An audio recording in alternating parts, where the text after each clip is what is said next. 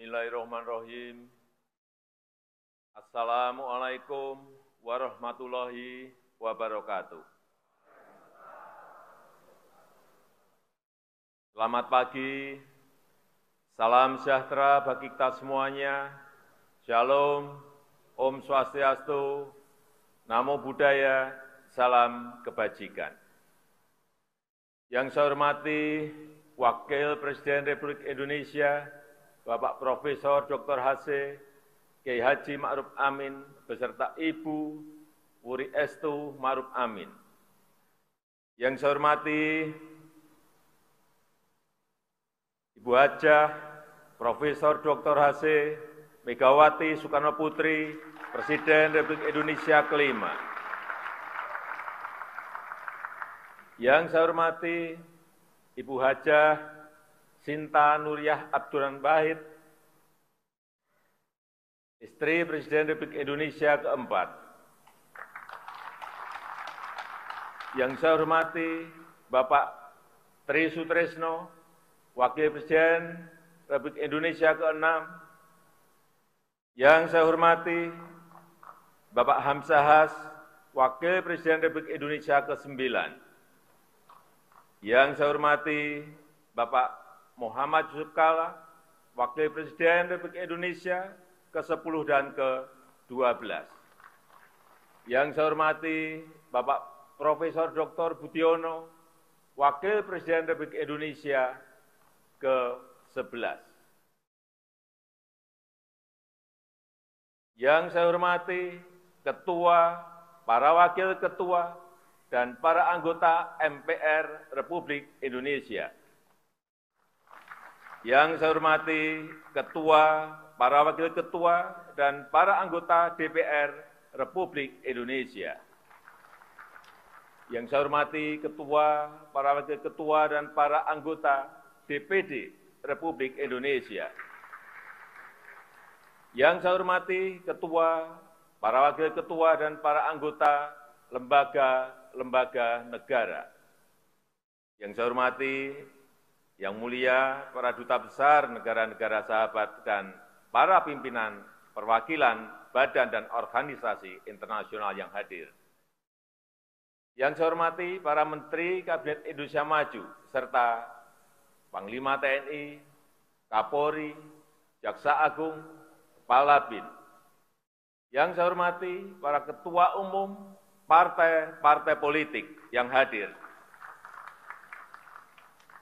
Saudara-saudara sebangsa dan setanah air, para hadirin yang berbahagia.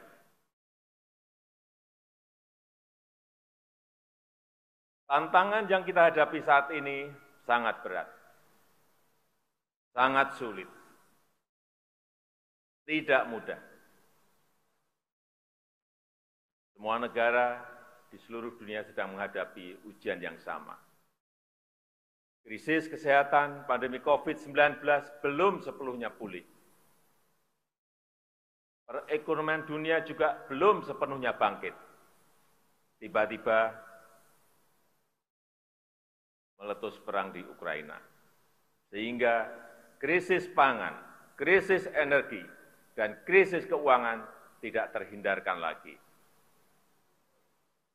Kita tahu 107 negara terdampak krisis, dan sebagian di antaranya diperkirakan akan jatuh bangkrut. Diperkirakan 553 juta jiwa terancam kemiskinan ekstrim, dan 345 jiwa terancam kekurangan pangan akut dan kelaparan. Ujian ini tidak mudah bagi dunia, dan juga tidak mudah bagi Indonesia. Semua ini harus kita hadapi dengan kehati-hatian, dengan kewaspadaan. Namun, di tengah tantangan yang berat, kita patut bersyukur Indonesia termasuk negara yang mampu menghadapi krisis global ini. Negara kita, Indonesia, termasuk negara yang berhasil mengendalikan pandemi COVID-19, termasuk 5 besar negara dengan vaksinasi terbanyak di dunia,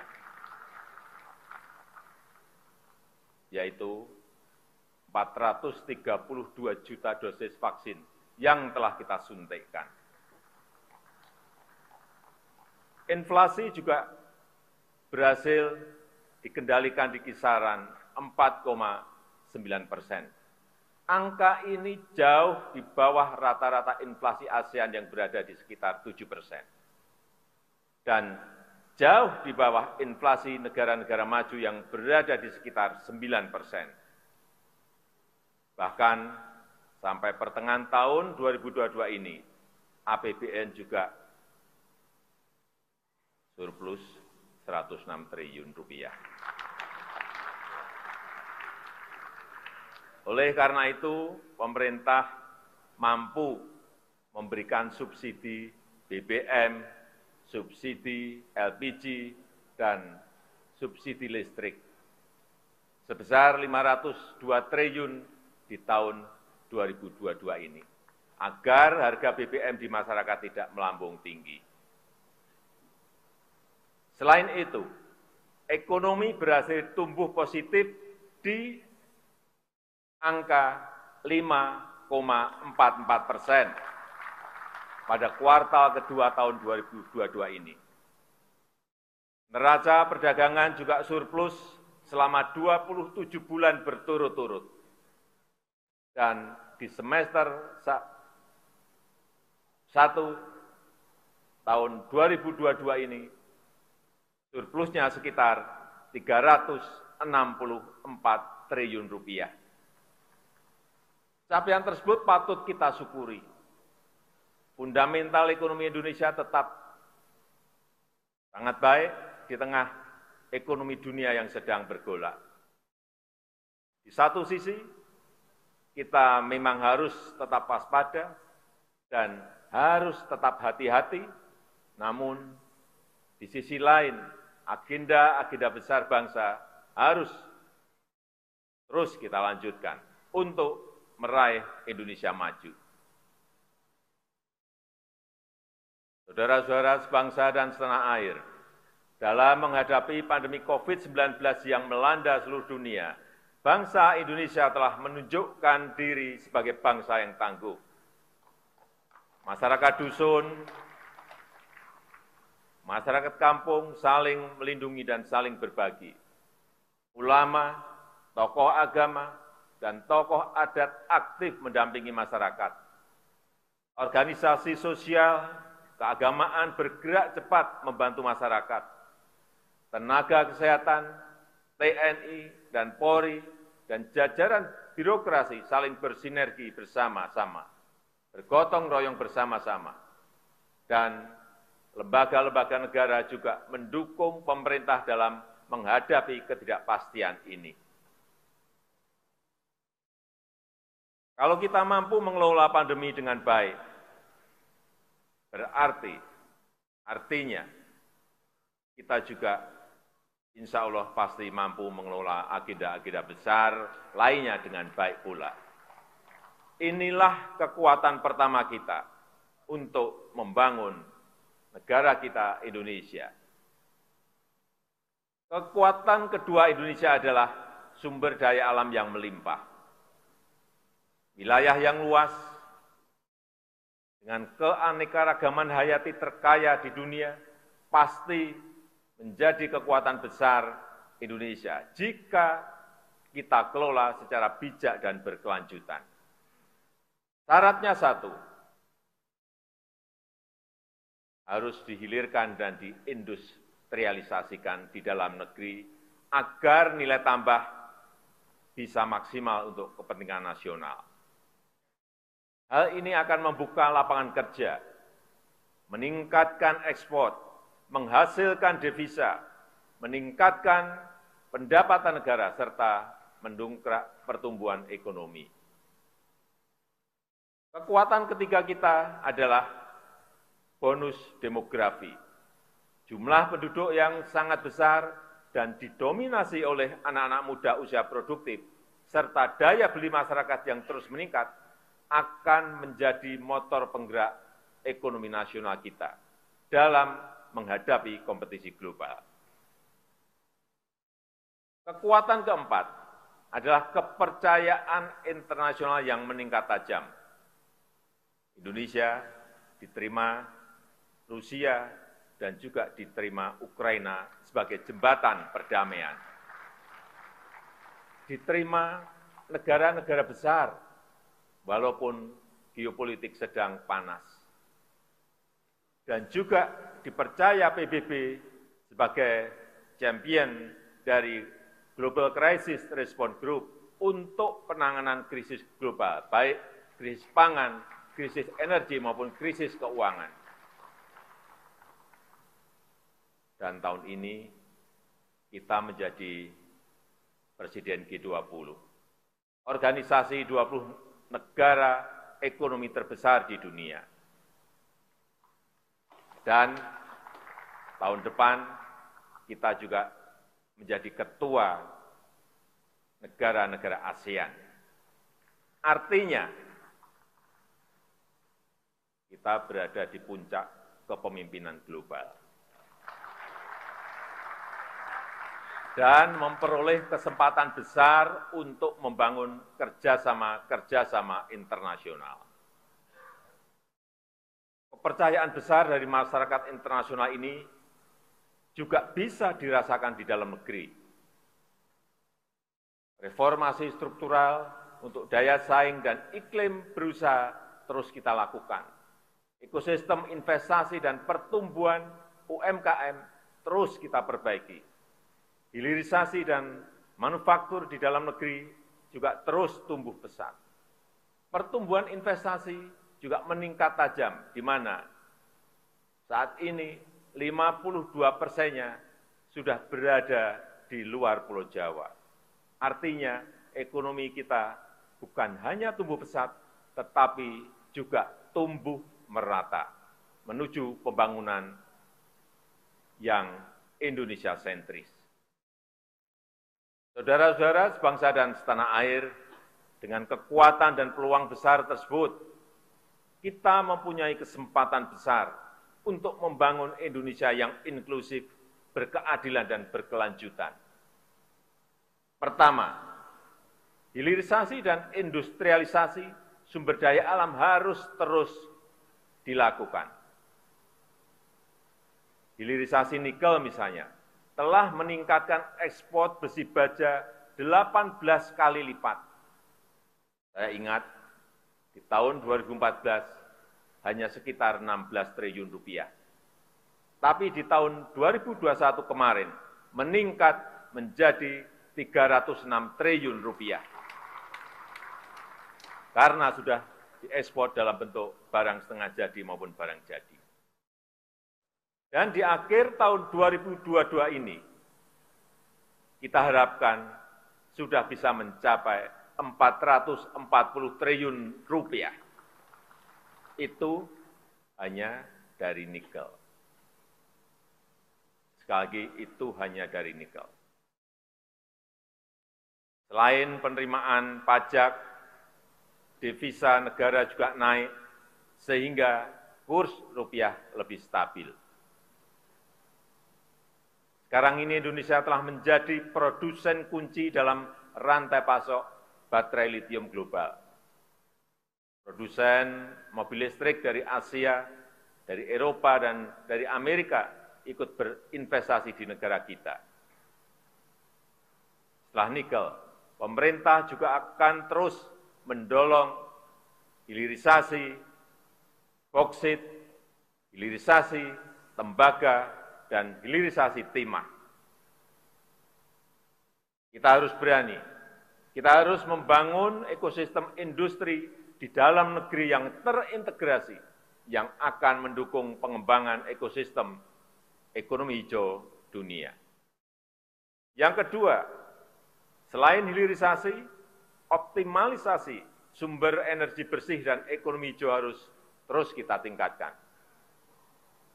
Persemaian dan rehabilitasi hutan tropis dan hutan mangrove serta rehabilitasi habitat laut akan terus dilakukan dan akan menjadi potensi besar penyerap karbon.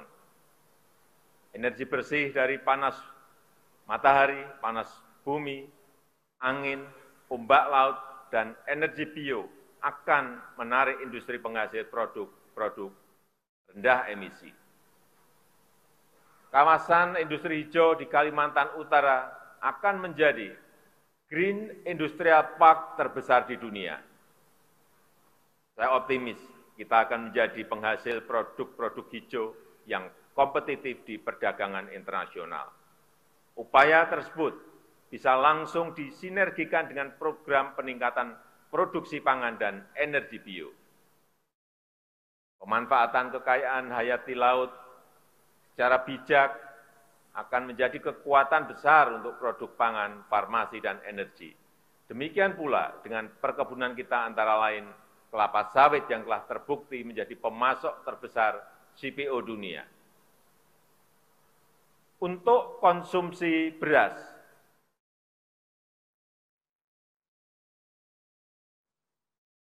kita sudah tidak lagi impor dalam 3 tahun terakhir. Untuk beras konsumsi, pembangunan bendungan dan irigasi telah mendukung peningkatan produktivitas nasional kita. Alhamdulillah, kita baru saja memperoleh penghargaan dari International Rice Research Institute yang disaksikan oleh FAO karena kita dinilai mampu mencapai sistem ketahanan pangan dan swasembada beras sejak tahun 2019.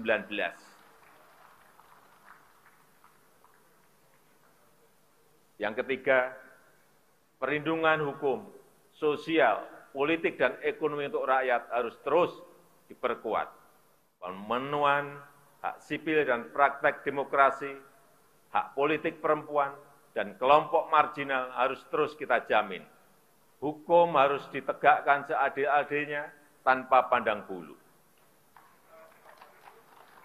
Keamanan, ketertiban sosial, dan stabilitas politik adalah kunci. Rasa aman dan rasa keadilan harus dijamin oleh negara, khususnya oleh aparat hukum dan lembaga-lembaga peradilan. Demikian juga dengan pemberantasan korupsi terus menjadi prioritas utama. Untuk itu, Polri, Kejaksaan, dan KPK terus bergerak. Korupsi besar di Jiwasraya, Asabri, dan Garuda berhasil dibongkar dan pembenahan total telah dimulai. Penyelamatan aset negara yang tertunda seperti kasus BLBI terus dikejar dan sudah menunjukkan hasil. Skor persepsi korupsi dari Transparansi Internasional juga naik dari 37 menjadi 38 di tahun 2021. Indeks perilaku anti korupsi dari BPS juga meningkat dari 3,88 ke 3,93 di tahun 2022. Penyelesaian pelanggaran HAM berat masa lalu juga terus menjadi perhatian serius pemerintah. RUU, Komisi Kebenaran, dan Rekonsiliasi sedang dalam proses pembahasan. Dan tindak lanjut atas temuan Komnas HAM masih terus berjalan. Kepres pembentukan tim penyelesaian non-yudisial pelanggaran HAM berat masa lalu juga telah saya tanda tangani. Saudara-saudara sebangsa dan setanah air, saya tekankan reforma agraria, perhutanan sosial, dan sertifikasi tanah harus terus dilanjutkan. Berbagai macam bantuan sosial akan terus dilanjutkan dengan sinergi dan data yang lebih baik. Program pelatihan dan bantuan untuk para pekerja akan terus ditingkatkan. Program-program ini menjangkau nelayan, petani, buruh, pekerja informal, dan penyandang disabel. Tentang disabel, kita juga baru saja menjadi tuan rumah ASEAN Para Games di Solo dan alhamdulillah kita menjadi juara umum. Yang keempat, UMKM harus terus didukung agar bisa segera naik kelas. Digitalisasi ekonomi yang telah melahirkan 2 dekakorn dan 9 unicorn terus kita dorong untuk membantu pemberdayaan usaha mikro, kecil, dan menengah. 19 juta UMKM telah masuk dalam ekosistem digital dan ditargetkan sebesar 30 juta UMKM akan masuk ekosistem digital pada tahun 2024. Berbagai bantuan pendanaan murah juga terus dilanjutkan. Penayangan produk UMKM di e-katalog pemerintah juga diharapkan akan menyerap produk UMKM. Di saat yang sama, kewajiban APBN, APBD, dan BUMN untuk membeli produk dalam negeri juga akan terus didisiplinkan. Kelima, pembangunan ibu kota Nusantara terus harus dijaga keberlanjutannya. IKN bukan hanya untuk para ASN, tetapi juga para inovator dan para wirausahawan. Bukan hanya berisi kantor-kantor pemerintah, tetapi juga motor penggerak ekonomi baru. Bukan kota biasa, tetapi kota rimba dengan pelayanan pendidikan dan kesehatan kelas dunia. Kawasan inti pusat pemerintahan memang dibangun oleh APBN, tetapi selebihnya 80% investasi swasta diundang untuk ikut berpartisipasi. Saudara-saudara sebangsa dan setanah air, semua agenda tersebut harus ditopang oleh manusia Indonesia yang unggul. Untuk itu, di bidang kesehatan, stunting harus cepat dipangkas. Layanan promotif dan preventif serta layanan pengobatan harus semakin kuat dan merata. Akses anak usia didik terhadap layanan pendidikan dan layanan yang berkualitas harus terus diprioritaskan. Para siswa dan mahasiswa harus dikenalkan pada dunia kerja sejak dini.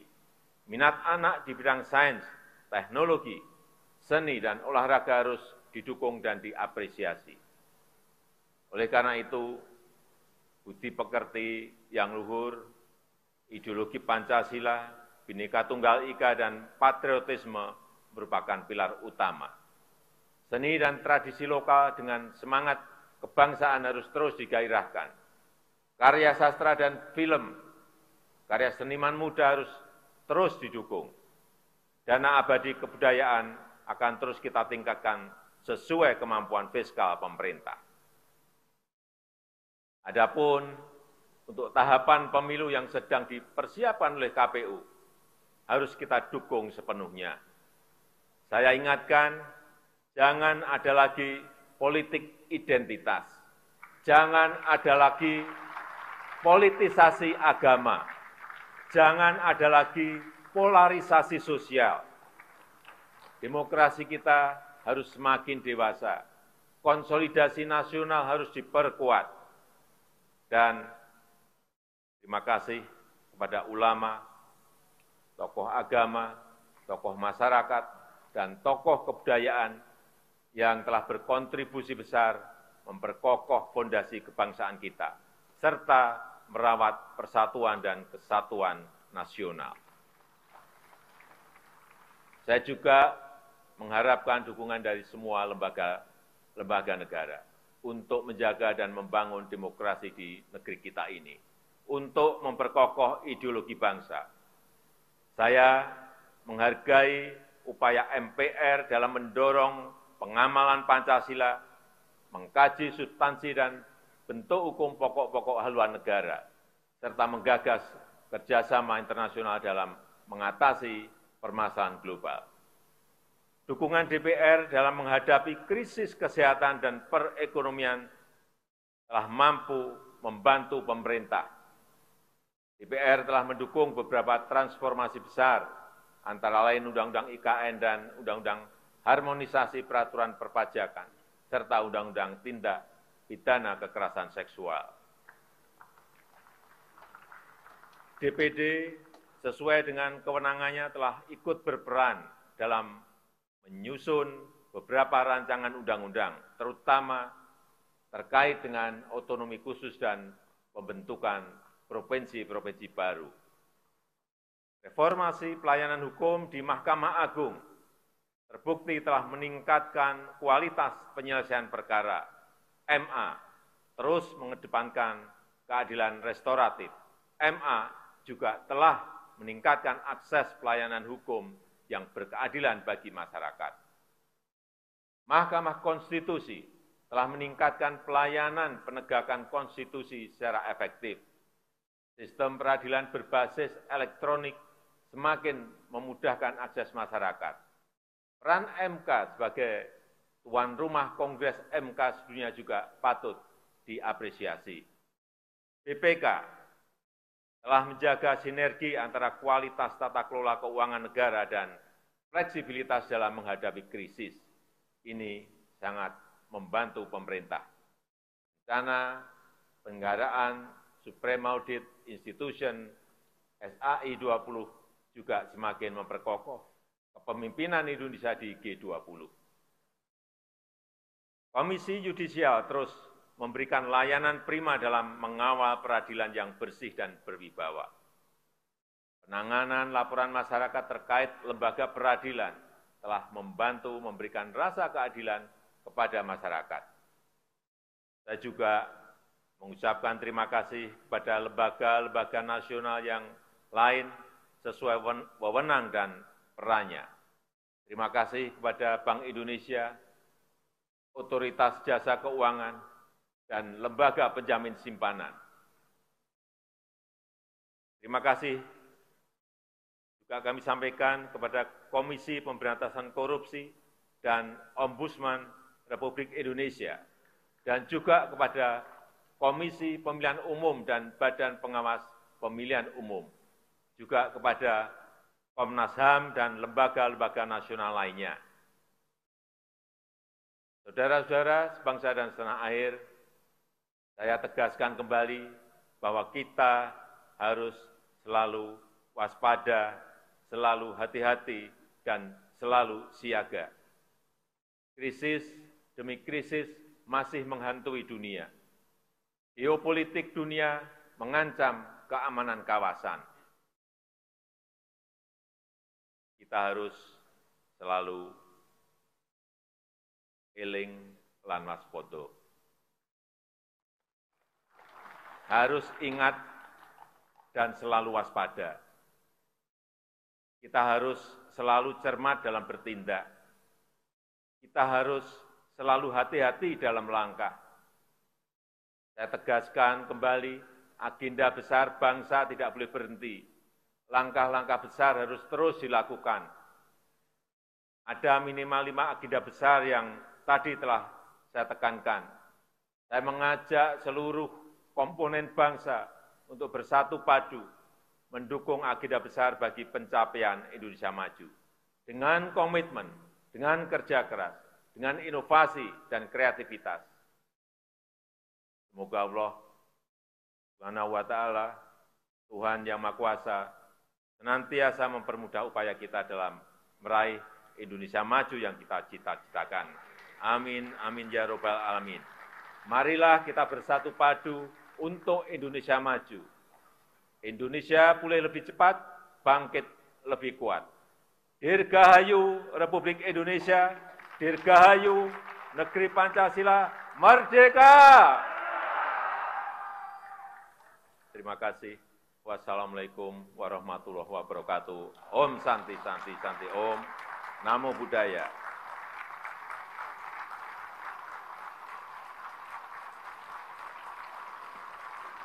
Dan sebagai tambahan,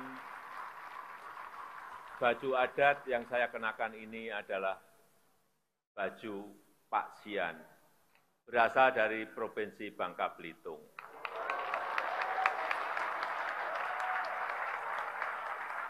Motifnya bernama pucuk rebung, yang melambangkan kerukunan Dan warna hijau yang kita pilih karena mengandung filosofi, kesejukan, harapan, dan pertumbuhan. Terima kasih.